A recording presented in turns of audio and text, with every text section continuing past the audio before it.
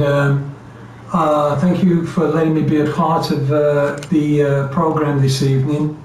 I want to thank whoever made it possible for me to be a part of this, and I believe that you guys are right now at Regent Sounds Studios, or what was Regent Sounds Studios, which is fantastic.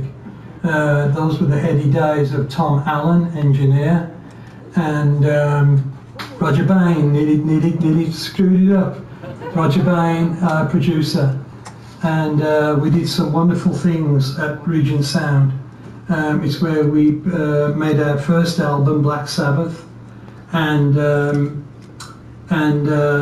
I think that when I look back at it with wonderful hindsight, because that's how it feels for me, I can see how there were 6 or 7 guys that actually put it together, Tom and Roger, and then the band, of course, ours, Geese and Tony and myself, and we had our road manager Jeff, and I think that's Jeff was the only road manager we had at the time, but I think we put some really nice things together. Sound quality was always a problem, and that's not to say that Regent Sound wasn't a particularly good studio. It's what we had, and that's what we used. But we had to use limited techniques compared to today's things. I would record a drum track, and then we'd have to bounce it. Until I think I ended up with like 1 track or 2 drum tracks, and we bounced all the sounds, and we had to really think about how to record it technically and how to get those sounds. What I like about the Regent Sound most of all is the quality of sound that came out on the master record, and that would be Black Sabbath, where we had the sound quality on the cymbals in the song called Warning and the song called Black Sabbath. The sound quality was very, very good. It was very well recorded for that time period, which I believe was, I'm probably going to screw this up, but I think it was late 68. And if I screwed it up, then you're all booing out there, fucking war, you're going to get it, you know. So 68 or 69. Okay, so I think those things were remarkable, that one could record Black Sabbath live. It's such a tremendous, forceful band, and it was the only way that I could ever think about recording Black Sabbath was to throw a lasso around it and literally pull it in, and we didn't have very big lassos back then. And so I think everybody did extremely well with the small condenser mics that we had, and we put a little mic in front of the bass drum, and Tony was getting that what was to be an unbelievable sound. But on our first record, Black Sabbath, it was already an indelible sound that he was getting, and he was getting it through such a minimum amount of tools, minimum and little amp, and we didn't have a lot of stuff, guys. And so I think we did really, really well there. You know, any of you down there at Regent Sound tonight, I wish you well. I hope you're having a good time. And for all the journalists that are there, it's so nice to be able to talk to you. I can't see you, but hello, hello, hello, hello, hello, hello, hello. And I just want to wish you well.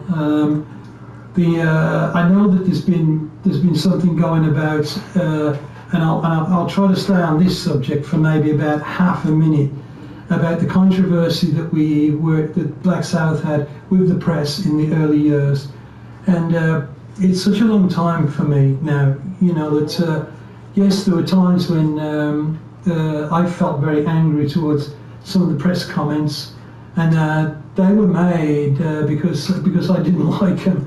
And it was my own selfish and self-centeredness actually that didn't like them. They were probably trying to be artistically provocative maybe in their statements, and if they were, then that's okay, you know. But it's such an old thing for me right now, so I can't really participate in that part of the program where we're going to dig up some dirt on what it was like with the old journalists. I know a lot of really, really good English journalists.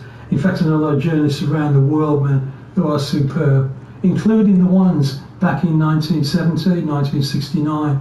Back there, we had really good journalists there too. What I'd like to do is just go over one or two of our albums and just add some notes to it.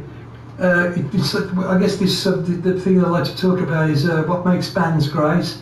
And when I listen to Masters of Reality, which happens to be my favourite record by Black Sabbath, Children of the Grave has a keyboard in the centrepiece, and it was decided to put a keyboard there. And the great thing about being a great band is that it takes risks, and we had the basic foundation down. We knew all the rhythms and the grooves and everything, but then it was time to take risk. And so someone, I don't know who it was, it might have been Geezer actually, but I don't know that.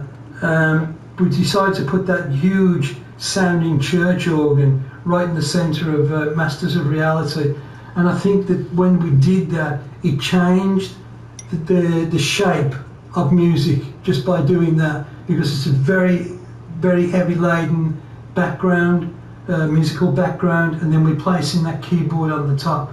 So I think that's a great example of talking about bands taking risks, and I think it showed people what Black Sabbath were capable of playing. Let me find another couple of things. Sabbath, Bloody Sabbath.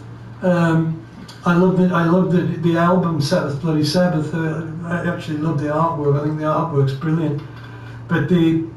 But Sabbath, Bloody Sabbath started with the album didn't start with the lick that Tony had. Bum, bum, bum, bum, bum, bum, bum, bum, bum, bum, bum, bum. And it's such a huge effing beginning.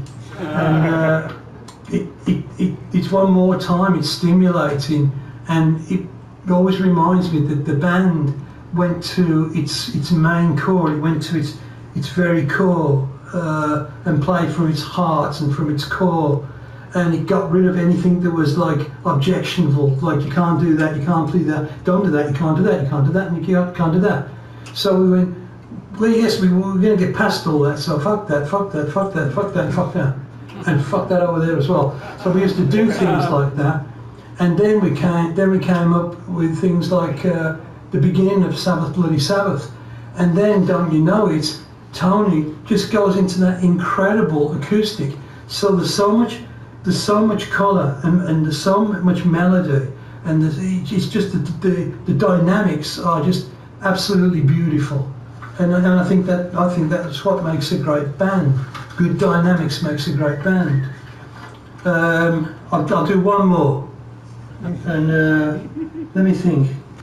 Just talk amongst yourselves. You're probably having a great time. I bet nobody's even giving a flying fuck what I'm talking about. You're all right there, wiping it down, and talking.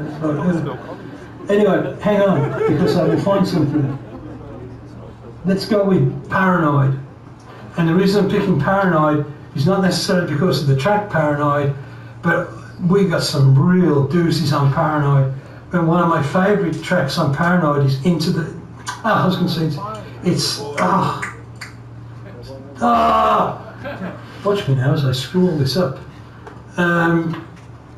It's one of my favourite songs. Hand of Doom. Hand of Doom. Doom, Doom, Doom. And so it's got Hand of Doom in there. And I just love that song. It's great to play. It's great to play. I wish I was still playing it, you know.